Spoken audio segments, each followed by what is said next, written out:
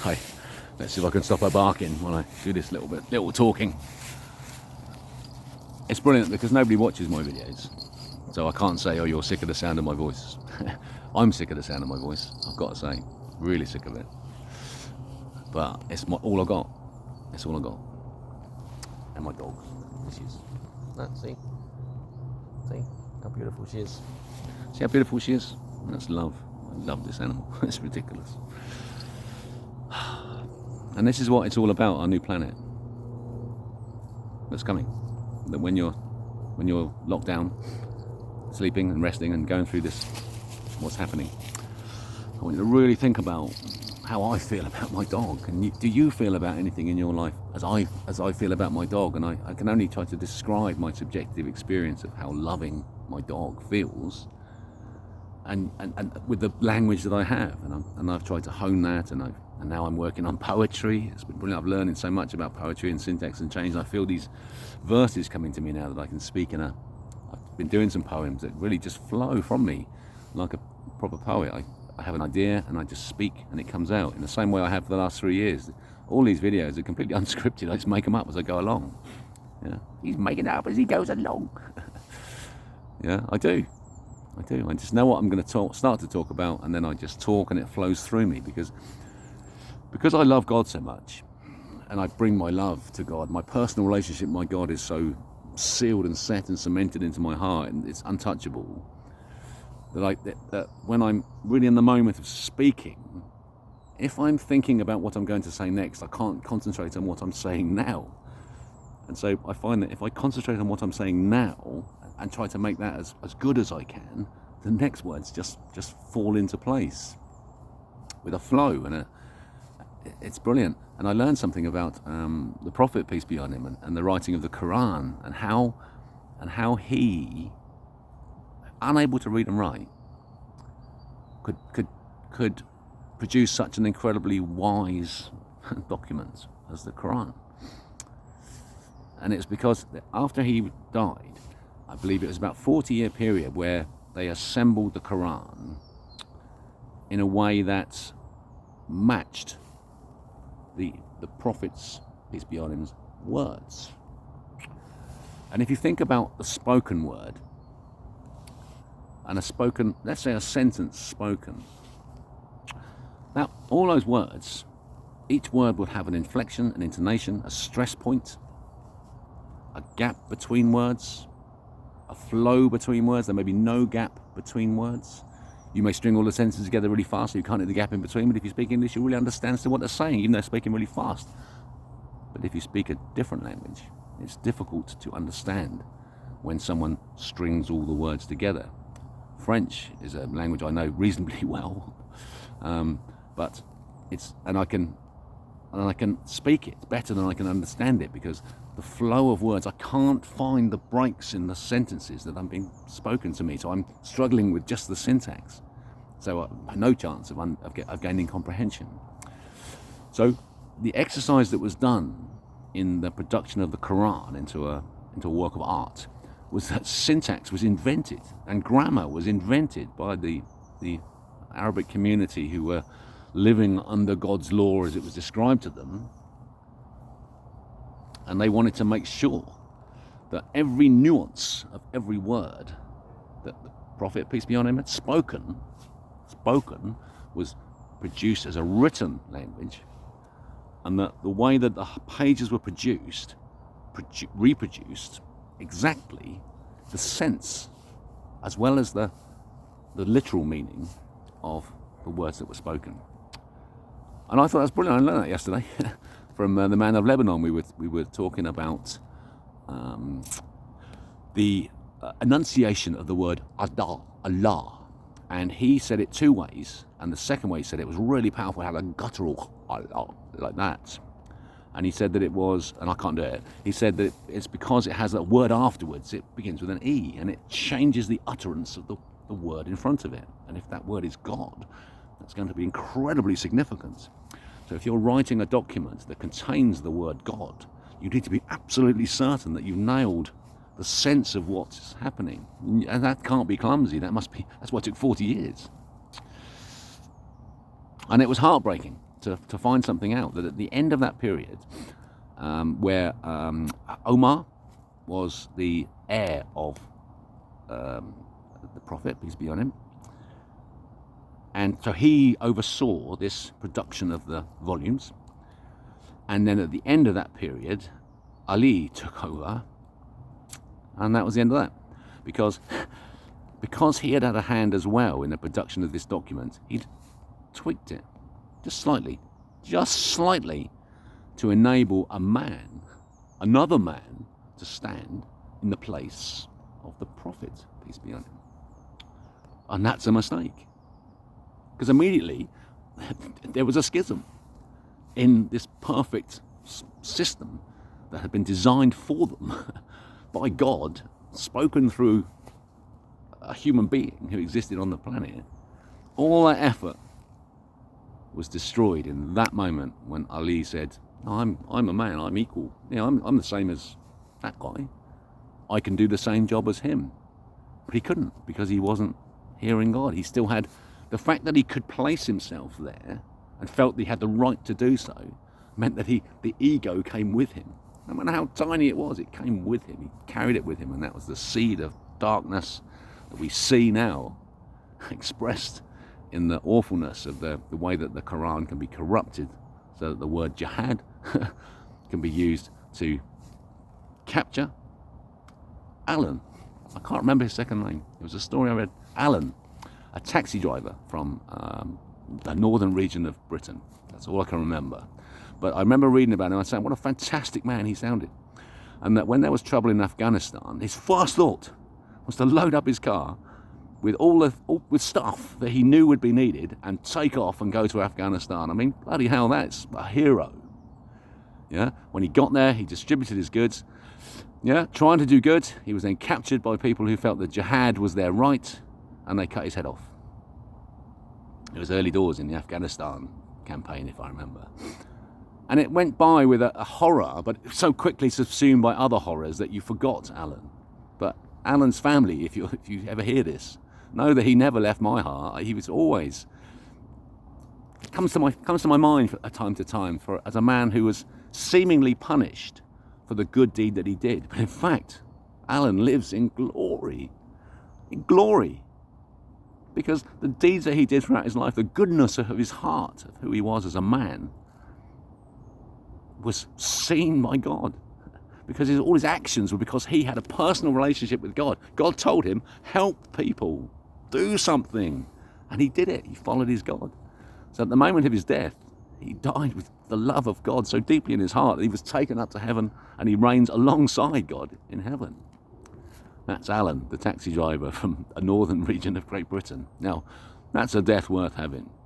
And so that when you understand that the meaning of that death was that he sowed a seed in me, that a fire in my heart that said we must have a planet where goodness is rewarded, not by having your head chopped off and spending your time with God. Because what should have happened is this: he should have distributed his goods. He should have loaded up with something that the Afghanistan people could give him, not heroin, not opium poppies, yeah, something more culturally significant. And my goodness, those people there have such a deep embedded culture of wisdom and love and honour. He brings that back to the northern region of Great Britain in which he lived and went back to his family, and they celebrated his return, and they celebrated his life forever, and he died an old and happy man surrounded by his family. And in a multiverse that exists, that did happen. And that's a better ending, isn't it? Because it's the same ending in that when Alan dies as an old man, he still goes and stands in the same place alongside God as he would have done it when he had his head chopped off. Yeah? So the chopping of the head was pointless, needless, meaningless, empty, stupid gesture. And why? Because Ali schismed the mighty religion of Islam. So let's just understand that. Look, just at the right moment. Sid, come here. She's brilliant, isn't she? She knows. She knows. So there we are. How do we fix the schism in Islam? If we could fix that schism, that's step one. Everything's always a two-step process. This is step one. Sid, come here. Come here. Come here. Good girl. Good girl. Where's the ball? Where's the ball? I didn't actually have the ball. I couldn't find it. Step two. It was a two-step process to get my dog to shut up. Two-step process for fixing the Quran. Fix the schism. How do we do it? We just take love and forgiveness from the words of Christ and we replace it at the top of Islam, which is what the Prophet, peace be on him, was saying in the first place. But he had all these other things, this system that he built to try to make sure that love and forgiveness was cemented at the top, and that's love of God and forgiveness of man. And we just put it back. And so the word jihad then means internal struggle, not cutting off the heads of lovely people. So that all stops from that one move. And then I go, oh, that's brilliant. That's Christianity now. That's speaking the same message as Christianity, the words of Christ. And then when we come back to over here in Great Britain, where we're running a Christian-based system based on the Church of England and the Church of Wales and the various countries' structures of organised religion, and then we take out the priests as educators. And what are they educating us towards? A personal relationship with God, with no interlocutors. Because we don't need them. We don't need them. We don't need them. You don't need them. You need teachers. So if you are Islamic and you're a Muslim and you follow the code of the Prophet, peace be on him, then you need teaching towards what you already know to be true. That when you're in prayer and you really bring yourself to God and you're surrounded by people who are doing the same, the power that brings to you. You don't need anyone to tell you how, that you just know how to achieve that alone. Try it. Go somewhere alone, go in nature and take the same position, face the same way. I guarantee you, you'll feel the same power and you'll realise you don't need anybody except God. So the test for me, when I'm speaking to people, to find out how far on their journey they've come, is I ask them, what's your relationship with God? And bear in mind the video I did yesterday about the definition of relationship now is the quality of proximity of two entities. The two entities in this question of the relationship between yourself and God, those are the two entities. There is nothing in between there, is there? There's no interlocutor there. The relationship is personal. And I spoke to a guy yesterday and he was a bit fumbly, and then he said, well, it's none of your business. And I went, yes, nailed, exactly. It's none of my fucking business. It's personal. And so there's one opinion, just one opinion, that you're allowed to hold, that you don't have to debate or argue with anyone. Because from that point I could say, oh yeah, but have you thought about it? He can say, no, it's my opinion. My opinion is that my relationship with God is so brilliant, makes my life so brilliant, and the love I receive from him so brilliant, and the connection and the feedback loop that I've created of when I love him back, and the loop is so wonderful. I have no interest in you forcing your opinion on me about it, but I'm interested in what you've got to say, because you may be something of value that I can add to my relationship that will enhance it. And we do that just by speaking to each other and picking up the seeds of joy and love that live in the hearts of us all, when they actually do. And so the message here at the end of this is love rules, as usual. Love rules over Islam, love rules over Christianity, love rules over all that world, all religions, all around the world. When the ego's gone. The ego is useless to you. Useless. If you examine yourself, I guarantee you will find a lie there that says you need the ego, that it's a driver of something, that at some base level you need the ego to keep you fed and all that stuff. It's lying to you. It's in control. If you've allowed your ego to be a driver of your life, you're on the back seat. The ego's on the front seat, clutching the wheel. Try and take the wheel off your ego. Go on, see what happens. Rage, and I mean rage. You will feel inside you. And picture the people currently in Israel, the good people of Israel, and there are most of them, have been distorted and warped by the misuse of the symbol of the hexagram of the Star of David, where it was stolen by the Zionists in 1897, placed on a flag of corruption and genocide, and now we all look at the Star of David and we cannot help but say the word Jew. Star of David, Jew. Star of David, Jew. That's how it works for me. They're so linked in my mind because they've been forced into me since 1897 from the Zionist conference. And if you look for the plot for the Holocaust, you got 1897 Zionists, 1890 something Max Planck just before, 1915 Einstein and Levy hidden, Einstein revealed, Einstein the Zionist. The two symbols of the two parties who agreed they were going to take over the world from Islam, the Third Reich and the Zionist Promised Land. How do you do it? You take the symbols from ancient religions and you corrupt them. And you take the swastika, a symbol of prosperity, love, life, God. Everything is in the swastika, and you turn it into the hook and cross. Oh, fucking hell, the anti-clockwise spinning black demon spider. Yeah. So you corrupted a beautiful symbol, so you can't see a swastika or hear the word swastika without thinking Nazi. In fact, you should hear the word swastika and think, oh, beautiful, and draw one out. Draw it out yourself a few times. Draw the hook and cross as well and see the difference. And call the other one the hook and cross, which it is. And we've reclaimed the swastika for ourselves. So you can see the swastika, use the word, and think love, peace, happiness. And then the other symbol, the Star of David, the hexagram, that's even more ancient. It was a symbol of King David himself and his son, King Solomon. About as Jewish, the connection to Jewish is nothing. There's nothing there. And so that tracks right through.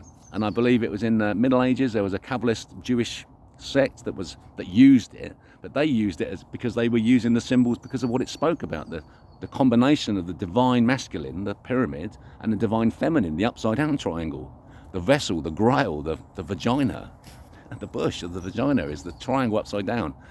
The pyramid is the male, and the hexagram, the Star of David, represents this beautiful combination of male and female, which we are as human beings. It represents humanity.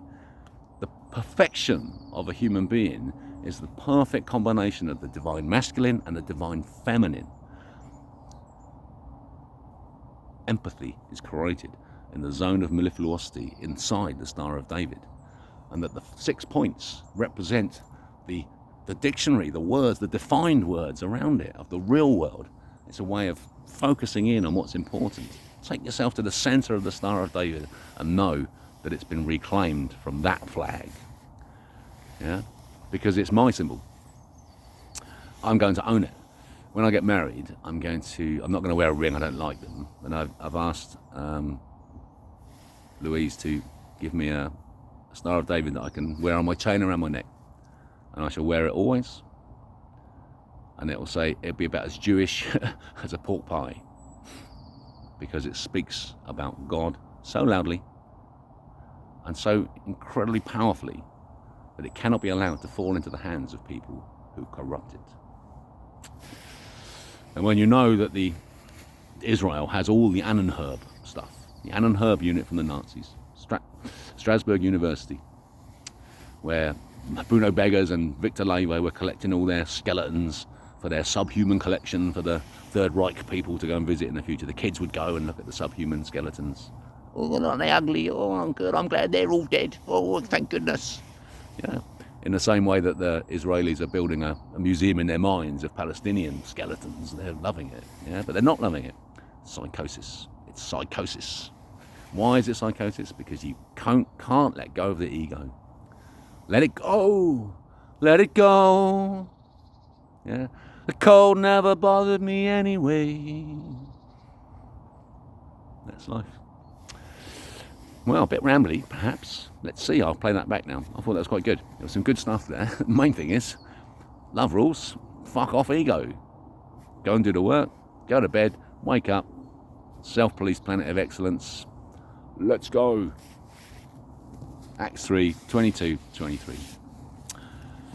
For Moses said, God will raise up for you from among you a prophet like me, You must listen to everything he tells you. If you do not, you'll be separated from your people. Okay? Think on, my friends. Remember this. I love you. My dog loves you. God loves you. It's a new story.